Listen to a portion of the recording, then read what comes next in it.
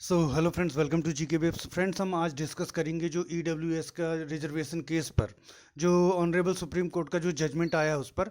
लेकिन उस पर पूरा डिस्कशन हम विस्तार से करेंगे, सारा का सारा कुछ देखेंगे कि ईडब्ल्यूएस रिजर्वेशन है क्या, और ईडब्ल्यूएस रिजर्वेशन पर जो विवाद है वो क्यों उठे, उस पर ऑनरेबल सुप्रीम कोर्ट का क्या जजमेंट आया, और उस पर हमारी एमपीपीएससी परीक्षा में जो ओबीसी रिजर्वेशन केस फंसा हुआ उसका क्या असर होगा। लेकिन पूरे के पूरे एनालिसिस के पहले मैं आप सबसे साविनय निवेदन कर रहा हूं कि जो जजमेंट आया है मैं वो आपके सामने रखूंगा। इसमें मेरी कोई व्यक्तिगत राय नहीं है, इसलिए मुझ पर टीका टिप्पणी मत कीजिएगा। जजमेंट में जो जो तर्क रखे गए, जजमेंट जिन जिन आधारों पर दिया गया, वो चीज़ें हम डिस्कस करेंगे। लीगल इश्यूज जो हैं वो डिस्कस करेंगे, मेरी व्यक्तिगत राय यहाँ पर नहीं है। बस मैं इतना जरूर कहना चाहूँगा कि ईडब्ल्यूएस आरक्षण से किसी भी वर्ग का कोई भी नुकसान नहीं हो रहा है। ये मैं अपनी राय के तौर पर नहीं कह रहा हूँ, ये इसलिए कह रहा हूँ कि इसलिए बहुत ज़्यादा ऐसे मैसेजेस मत कीजिए जैसे आपका कुछ छिन गया है। ठीक है ना? आप इसमें पक्ष में हो सकते हैं, विपक्ष में हो सकते हैं, लेकिन आपकी कैटेगरी के साथ 1% भी छेड़छाड़ नहीं हुई है। जैसे मैं जनरल वालों को समझाता हूँ कि रिजर्वेशन पर कोई भी टीका टिप्पणी मत करो, हमारी सबकी एक व्यक्तिगत राय है, लेकिन ग्रुप में सार्वजनिक तौर पर कोई टीका टिप्पणी नहीं करो। जनरल वालों को मैं कितना समझाता हूं, उनके अगर मैसेजेस भी आते हैं तो मैं फौरन डिलीट कर देता हूं।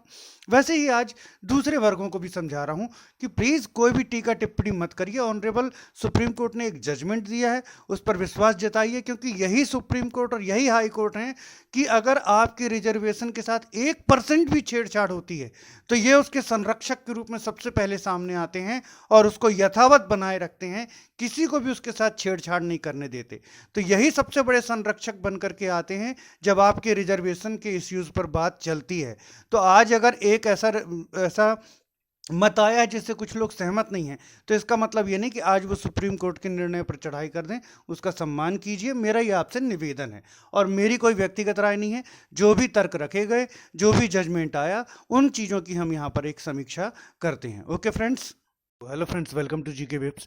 सो फ्रेंड्स, ईडब्ल्यूएस वाले छात्रों को बहुत बहुत बधाई। आज उनके फेवर में जो डिसीजन आया, ऑनरेबल सुप्रीम कोर्ट ने ईडब्ल्यूएस आरक्षण को बरकरार रखा हुआ है। तो जो आज ऑनरेबल सुप्रीम कोर्ट का जो जजमेंट आया है, क्या है इसके मायने, और ईडब्ल्यूएस आरक्षण में क्या क्या दलीलें पेश की गई और क्या इस पर जो है आपत्तियां उठाई गई, और इसका हमारे एमपीपीएससी पर, खास तौर से एमपीपीएससी ओबीसी रिजर्वेशन केस जो पेंडिंग है, उस पर क्या असर होगा, इसको हम पूरा समझेंगे। सो फ्रेंड्स, ईडब्ल्यूएस रिजर्वेशन दिया गया 2019 में। 2019 में 103वां संविधान संशोधन विधेयक किया गया। कौन सा? 103, है ना, अमेंडमेंट किया गया, संविधान संशोधन किया गया। संविधान संशोधन के माध्यम से क्या किया गया फ्रेंड्स? संविधान संशोधन के माध्यम से जो आपका है ईडब्ल्यूएस कैटेगरी, एक नई कैटेगरी का सृजन किया गया, इकोनॉमिक वीकर सेक्शन, आर्थिक रूप से पिछड़ा वर्ग। ठीक है ना, आर्थिक रूप से पिछड़ा वर्ग, आर्थिक रूप से पिछड़ा वर्ग। और इसको कितना आरक्षण दिया गया? इसको जो है सरकारी भर्तियों में 10% का आरक्षण जो है निश्चित किया गया। तो ये किया गया था 2019 में 103वें संविधान संशोधन के तहत। अब जैसे ही इसको लागू किया गया, कुछ दिनों में ही विवादित हो गया। विवाद के प्रमुख बिंदु क्या थे?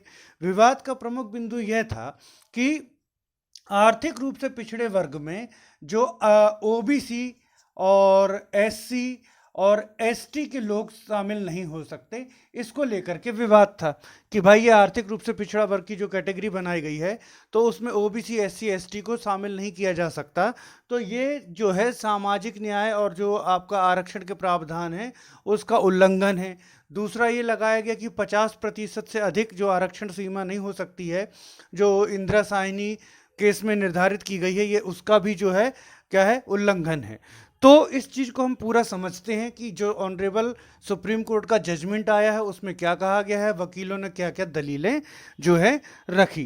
तो सबसे पहले फ्रेंड्स, हम जानते हैं कि जो ये ईडब्ल्यूएस को आरक्षण दिया गया था वो आर्टिकल 15, आर्टिकल 15 क्या है आप सभी जानते होंगे। आर्टिकल 15 में 5 आधार: धर्म, मूल वंश, जाति, लिंग और निवास स्थान, निवास स्थान के आधार पर भेदभाव का प्रतिषेध किया गया है। तो आर्टिकल 15 क्या करता है? धर्म, मूल वंश, जाति, लिंग और जन्म स्थान के आधार पर भेदभाव का प्रतिषेध करता है। तो आर्टिकल 15 के तहत तो कोई भी आरक्षण या कोई भी अलग से जो है आपके प्रावधान नहीं किए जा सकते हैं। तो इसके जो अपवाद हैं वो 15(3) से 15(5) तक वर्णित हैं। 15(3) से 15, 15(3), 15(4) और 15(5) में जो है इसके अपवाद हैं। 15(3) में क्या कहा गया है फ्रेंड्स? 15(3) में महिलाओं और बच्चों के लिए विशेष जो है वो उपबंध किए जा सकते हैं। तो महिलाओं और बच्चों के संबंध में छूट दी गई है। वहीं हम 15(4) में आते हैं। तो 15(4) में फ्रेंड्स जो है आपका सामाजिक रूप से पिछड़ा वर्ग मीन्स ओबीसी, एससी और एसटी के लिए विशेष प्रावधान किए जा सकते हैं। और 15(5) में शिक्षण संस्थाओं में दाखिले के संबंध में विशेष उपबंध किए जा सकते हैं। तो ये 103वां संविधान संशोधन के तहत अनुच्छेद 15 और 16 में अमेंडमेंट किए गए थे। तो हम इसको समझ लेते हैं। 15 हो गया। 16 क्या है? 16 में क्या कहा गया है? जो आपका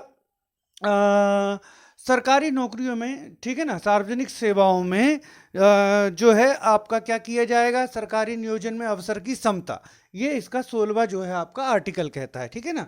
तो जो है सरकारी नियोजन में, ठीक, नियोजन में अवसर की समता। अब यहाँ पुनः अगर हम इस अनुच्छेद को देखें तो अवसर की समता मतलब सभी लोगों को समान अवसर उपलब्ध होने चाहिए। लेकिन जो आपका 16(1) और 16(2) तो इसी की व्याख्या है, लेकिन 16(3), 16(4), 16(5) में इसके जो है वो अपवाद दिए गए हैं। 16(3) क्या कहता है? 16(3) कुछ राज्यों के संबंध में कुछ राज्यों के लिए विशेष उपबंध करता है, ठीक है ना, विशेष उपबंध। यहाँ पर विशिष्ट राज्यों की श्रेणियां निर्धारित की गई हैं। 16(4) क्या करता है? पिछड़ा वर्ग के लिए विशेष उपबंध किए जा सकते हैं। यहाँ पिछड़ा वर्ग जो है इसके मायने बहुत वृहद हैं। इसके अंतर्गत एससी, एसटी और महिला भी शामिल हैं।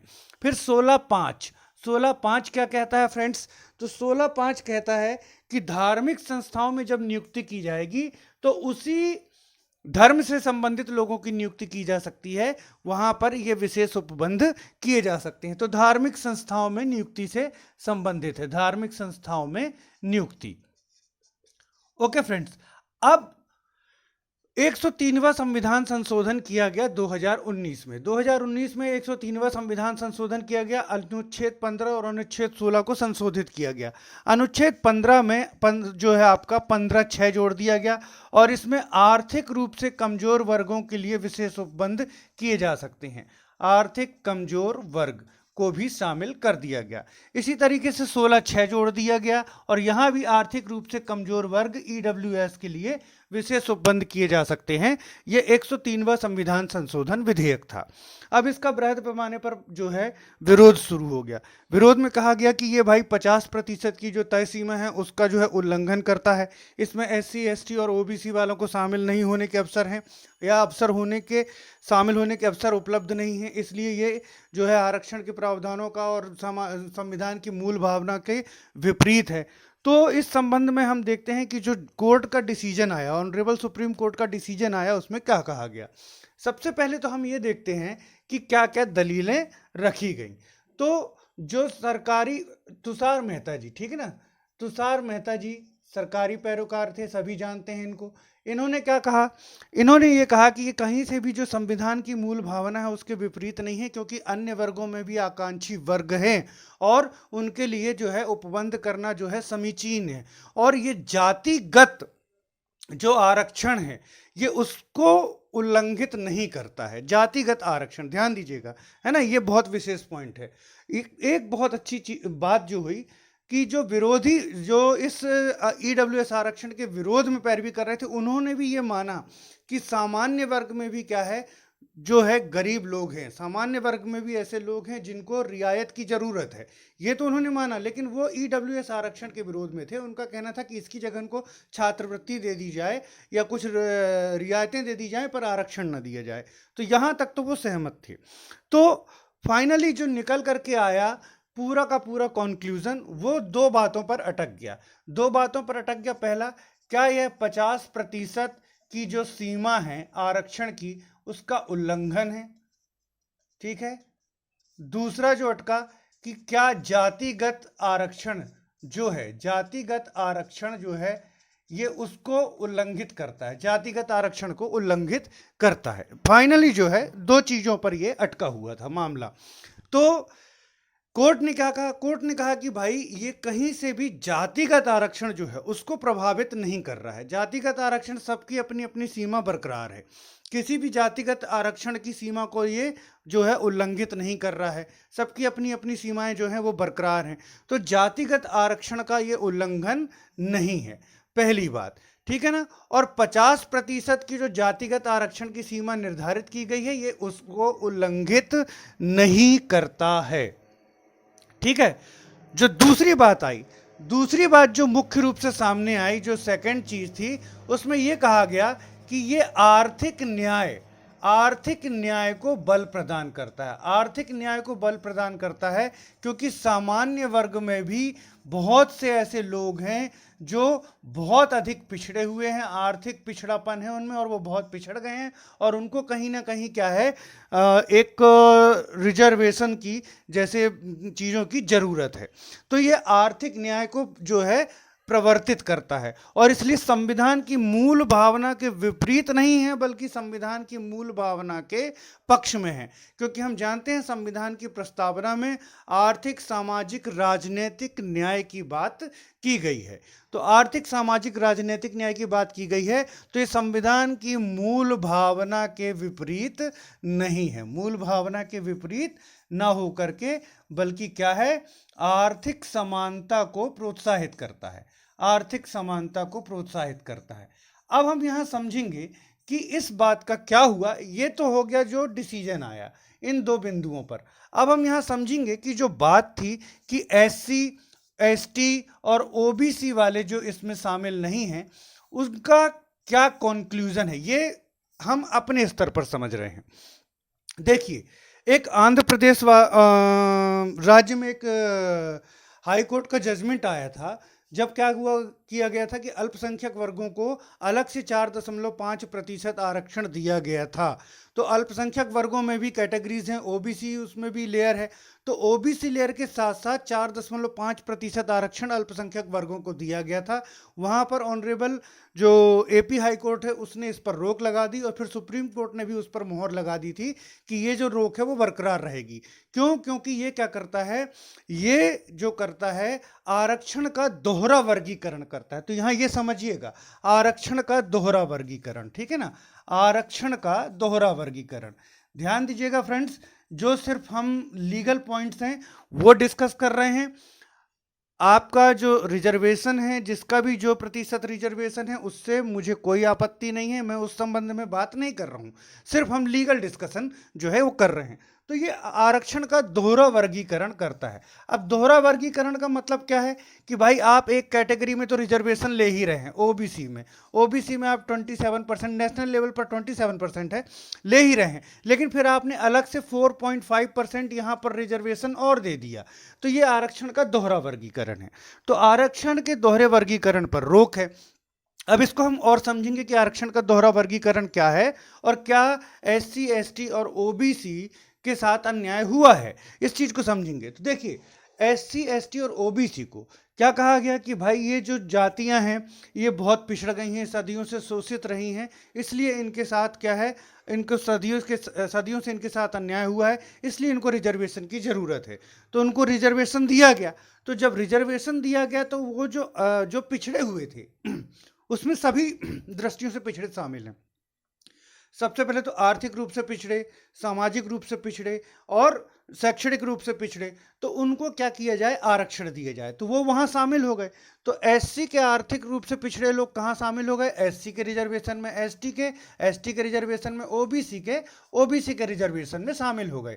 तो जो भी यहां पर आर्थिक रूप से पिछड़ा वर्ग है वो तो शामिल है ही, किसमें, एससी, एसटी और ओबीसी के आरक्षण में, ठीक है ना। क्योंकि इनमें क्रीमी लेयर बनाई गई है, क्रीमी लेयर के ऊपर वालों को तो फिर रिजर्वेशन है नहीं, तो जो क्रीमी लेयर के नीचे, ऑलरेडी यहां एक क्रीमी लेयर निर्धारित है।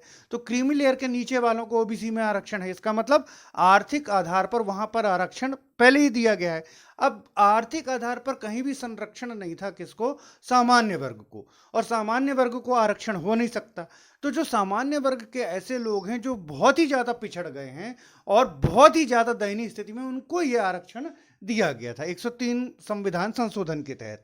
अब जो एससी एसटी ओबीसी के जो आर्थिक रूप से पिछड़े वर्ग के जो व्यक्ति हैं वो तो ऑलरेडी एससी के रिजर्वेशन में, एसटी के रिजर्वेशन में, ओबीसी के रिजर्वेशन में शामिल हैं।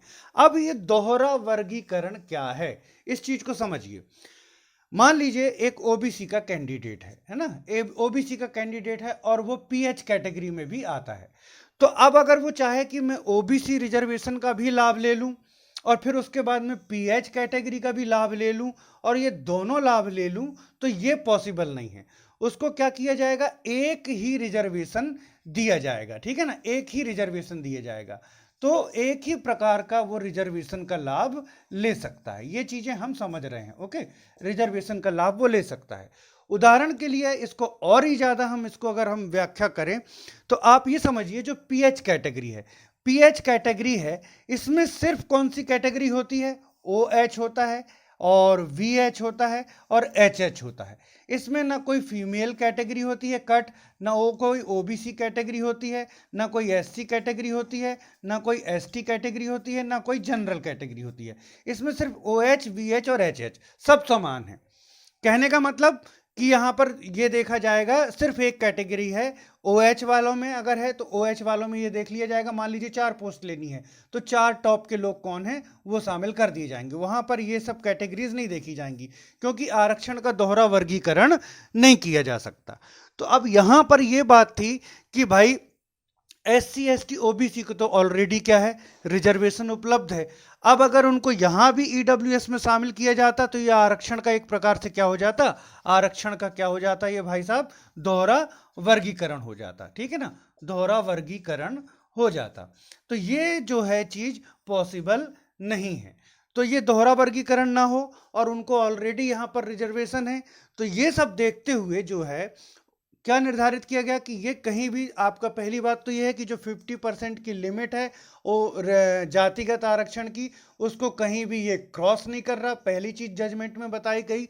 दूसरी चीज, ये मूल भावना के विपरीत नहीं है क्योंकि आर्थिक न्याय की बात संविधान में की गई है, तो इसलिए इसको जारी रखा गया।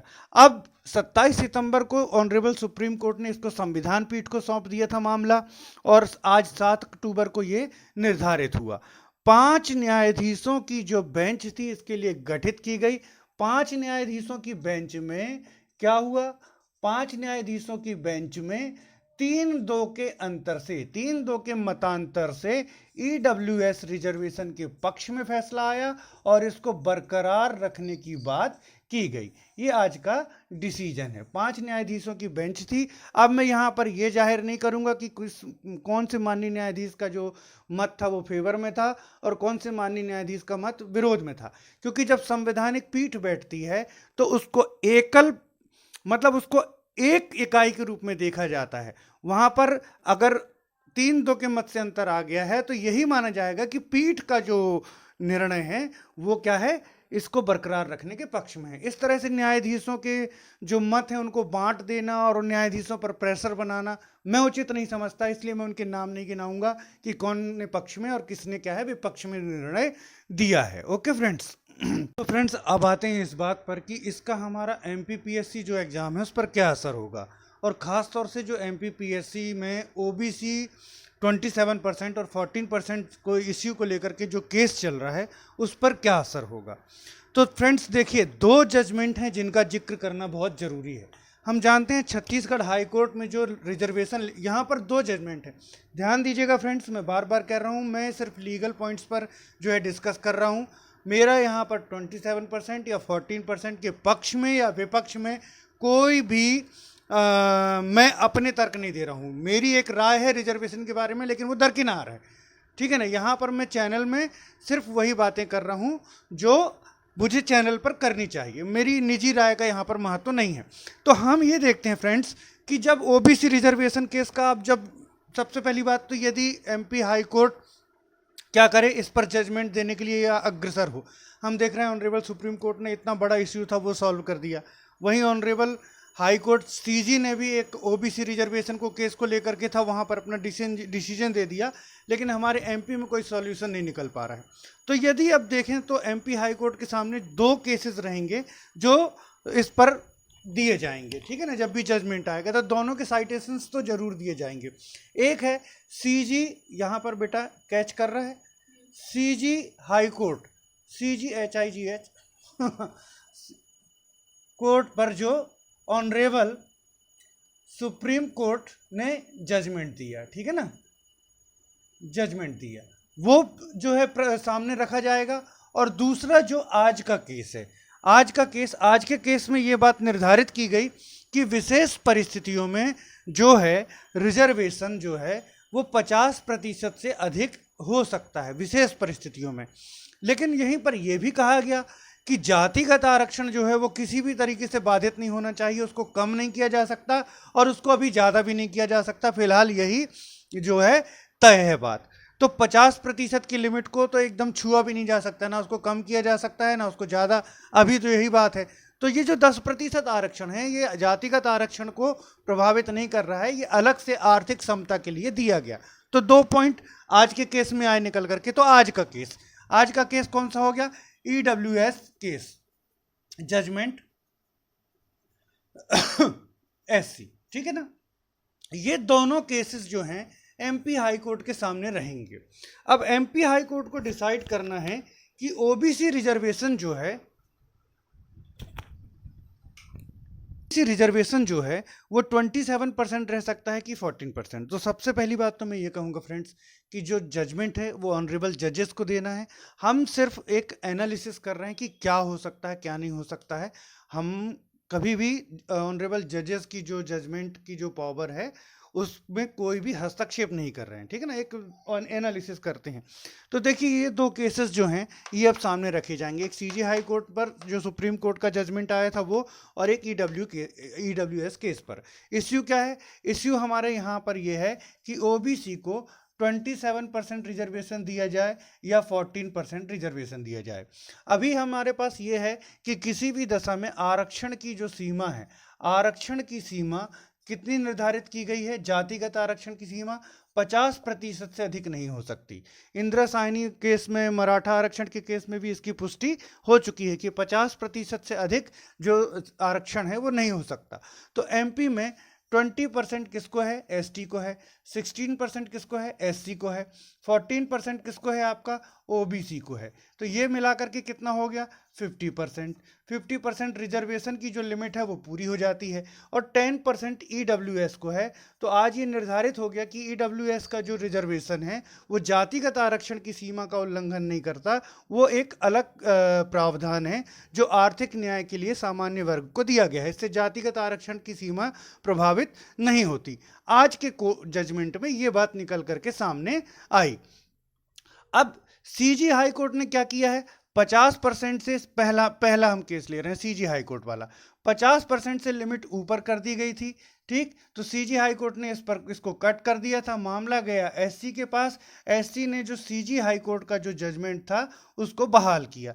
तो यहाँ पर 50% की लिमिट वाला मामला जो है वो फॉलो किया गया, ठीक है ना। सेकंड जो है हमारा आता है ये वाला केस, ईडब्ल्यूएस वाला। ईडब्ल्यूएस वाले केस में क्या कहा गया है? ईडब्ल्यूएस वाले केस में ये कहा गया कि विशेष परिस्थिति में जो है आरक्षण की सीमा 50% से अधिक हो सकती है, उसमें ये तर्क दिया गया है।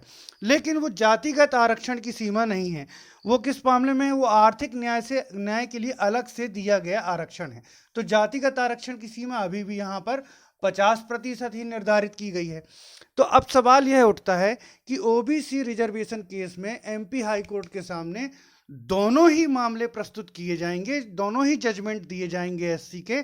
अब एमपी हाई कोर्ट इस दोनों जजमेंट के आधार पर और अपने जो विवेक के आधार पर क्या निर्णय देता है ये देखने वाली बात होगी। इसमें हम ये कह दें कि नहीं ऐसा निर्णय आ जाएगा वैसा निर्णय आ जाएगा, ये तो अभी उचित बात नहीं है, ये अब भविष्य पर है। दोनों परिस्थितियां क्या हैं वो मैंने आपको बता दी, लेकिन जजमेंट क्या होगा ये हाई कोर्ट का जजमेंट आने पर ही हमको पता चलेगा। सो फ्रेंड्स, देखते हैं आगे क्या जजमेंट होता है। और सबसे बड़ी बात, हमारा जो MPPSC 2020 का रिजल्ट है मेंस का, वो कब तक आता है, क्योंकि वो अभी तक पेंडिंग बना हुआ है ना। Okay friends, thanks for watching.